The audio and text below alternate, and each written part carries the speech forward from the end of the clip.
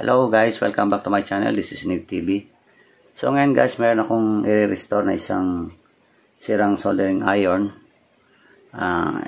Pero bago tayo mag-umpisa, isa muna maikling intro.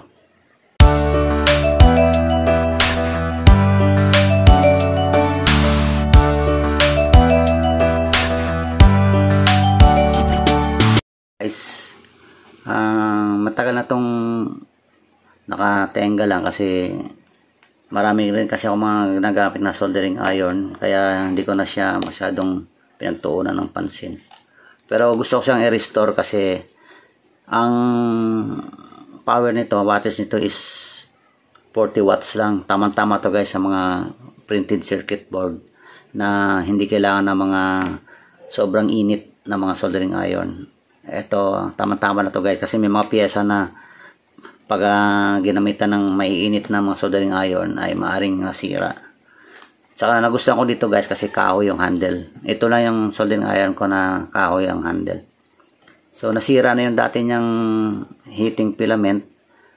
Tapos naitabi ko yung kanyang dating tip ito.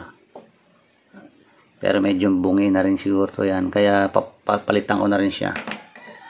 Mayroon ako dito isa. Medyo buo pa naman, pero ang gagamitin ko guys yung bago. Umorder kasi ako guys ng bago. Ito yung in-order ko. Okay,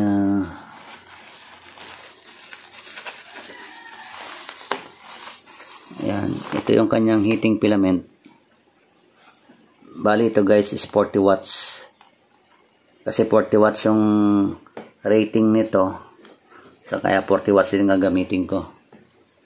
Tapos, ang kanyang tip, soldering tip ay narito na rin. Palitan ko na rin guys din ng bago. 40 watts din ito. Kada mga heater guys, heating element o filament, tsaka yung mga tip na gagamitin nyo, may kanya-kanyang rating din yan. Ito tulad to 40 watts. Merong ma-order na 60, may 80. Depende guys sa pangangailangan nyo. So, ito lang gagamitin ko muna. 40 watts. Okay. So, una natin gagawin isang ano natin ito muna. Ayan, nilagyan ko guys ng tape para hindi mawala yung kanyang tornilyo. Yan o, pinakapang-ipit na tornilyo. Ayan. So, ito yung kanyang mga tornilyo. Ayan, ito. Lagyan natin dyan. Pero guys, meron din siyang sarili, oh. Kung titignan nyo, oh, maaaring itong bago na lang gagamitin natin. So, tabi ko muna to. Siguro yung bago na lang gagamitin natin. Ayan, ito ang gagamitin natin. Siya nga pala, tinesting ko na to. May continuity, so meaning buo. Minsan kasi guys, yung na-deliver sa ano pa lang, nasisira na. Kaya kailangan bago nyo tanggapin, test nyo muna. Lalo na yung mga COD. Pero sa akin kasi hindi ako nagsi-COD dahil tiwala naman sa pinagkukunan ko. Saka meron ka namang option na ibalik eh. Pwede mong ibalik pag sa tingin mo na defective, pero kailangan na-videoan mo habang binubuksan mo para maipakita mo sa kanila na hindi ikaw ang nakasira. Okay, so ito ang gagawin, hihilain lang natin. Ayan, ito na gustuhan ko guys sa kung na to, yan o, kahoy siya, hindi siya masyadong masakit sa kamay, hindi siya ganong kainit. Ayan o, kaya nga lang guys, para hindi mahila-hila yan, lalagyan natin mamaya ng yan, parang pinaka-buhol. Siyempre, ikakabit muna natin ito. Ayan. Dito natin ikakabit. Lagyan natin siya nito.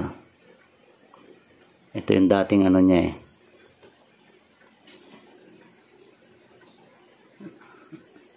Ayan. Tapos ito, iikot na lang natin ito, ibuhol na. Kuha natin. Ayan.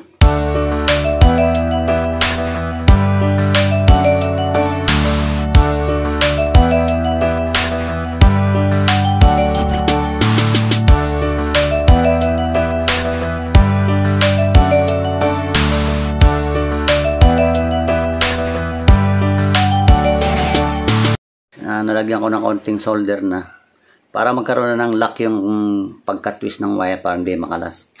So tabi ko muna to. Tapos pwede nyo rin gamitan guys to ano, yung heat shrink kung meron kayo nun. Tapos iusog lang natin yan, takpan lang natin. Okay, lalagyan ko lang guys ng electrical tape para sure tayong hindi gagalaw tong kung hindi matatanggal dito sa pinag-ano natin ng dugtungan. Electrical tape lang kailangan natin dyan ng tape.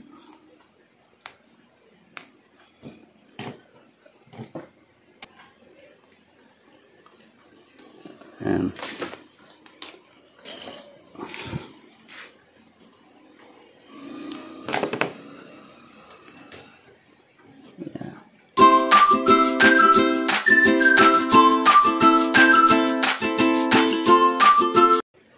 Bali mura lang to guys. Siguro ito nasa sa 40 watts no. Siguro ano to 28 pesos. Tapos ito mga 18 pesos yata to or kwan. Kalimutan ko na 18 or 20. Okay, tapos bago ipasok rito guys, kasukatan muna natin guys kung hanggang saan natin ilagay yung buhol. Kasi bubuhol natin yan dito sa kwan.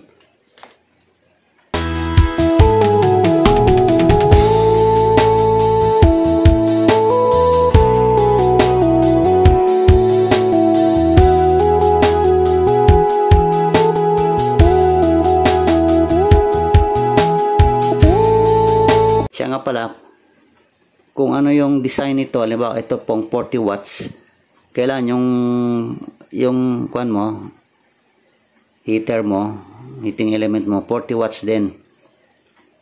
Tsaka ito, kasi may sukat yan Ito, baka mabili mo, kung alam mo, bumili ka ng 60 watts nito, hindi siya magkakasya rito. Sa pipe na to, kasi yung 60 watts medyo malaki na konti rito. Habang lumalaki yung wattage, palaki din ang palaki yung heater niya. Yung 80 watts, medyo mataba na yun, hanggang siguro mga ganito nakalapad yung 80 watts. So, lalong hindi papasok. Ito kaya nagkasya siya kasi 40 watts siya. 40 watts din yung in-order ko. Yan. Okay. So, ganyan na siya ngayon.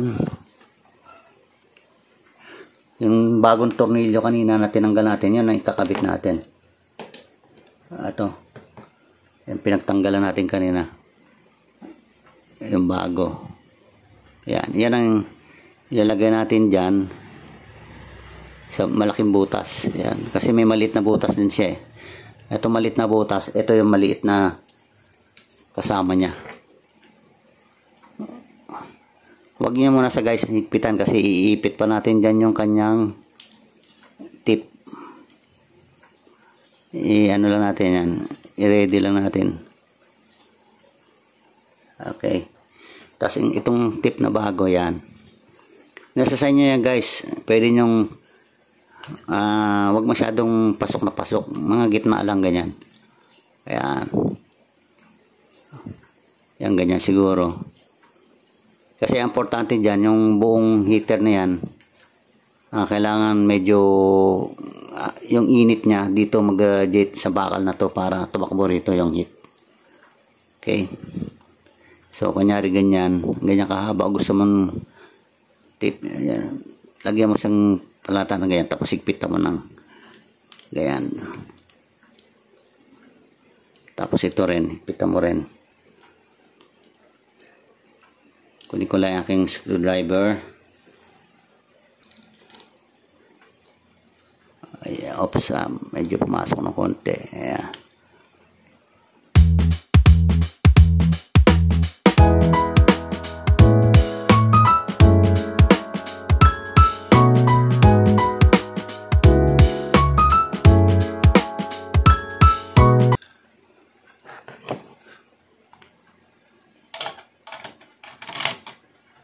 Okay.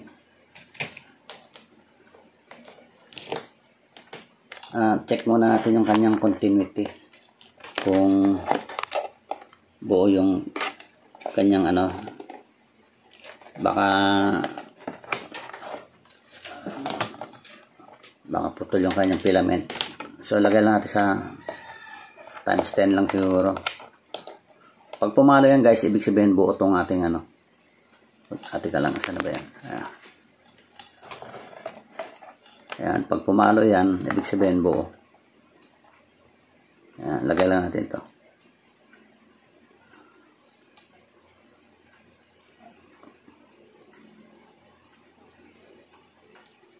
Ayan guys, gumalaw oh.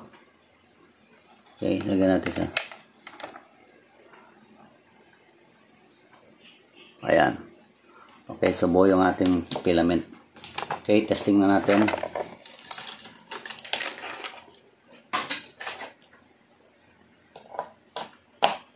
Ayan, sinaksak ko na guys. Ayan guys, oh, nakasaksak na siya. Ayan. Ayan, tayo lang natin siyang uminit.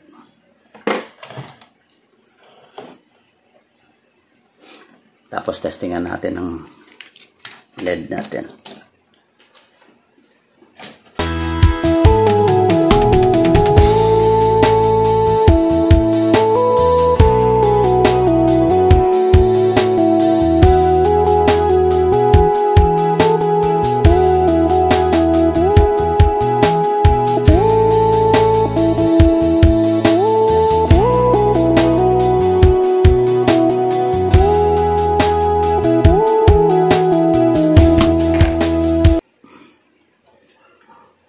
Yun, mainit-init na. Try lang natin. Ayan o. Medyo, ewan ko, ayan guys, nakita nyo, medyo umuusok-usok. Mainit na yan. Ayan, umuusok, nakita nyo guys. Ayan. Try natin kung magtitining na ba siya.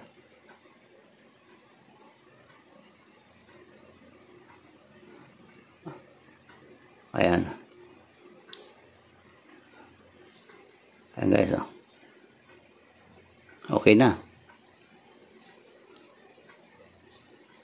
So, gawa na yung aking 40 watts na soldering iron. May mga gamit na ako sa mga kwan. Sa maliliit na printed. Ayan guys. So, yun lang guys. Ganun lang ang pag-install ng panibagong kwan. Heater niya tsaka kwan. Tip. Okay, kung nagustuhan nyo to guys, yung aking i-share sa inyo na konting idea lang naman kung paano mag-replace ng sirang ano, soldering tip tsaka yung kanyang heating element. Okay, so bunutin ko na. Okay na, binunot ko na. Okay, buo na yung aking 40 watts. Ayan o. 40 watts. Okay guys, paki-like and share na lang guys ng ating video. And then forget to subscribe to my channel, Nib TV. And also press the notification bell para sa masunod ko pa mga video. Salamat.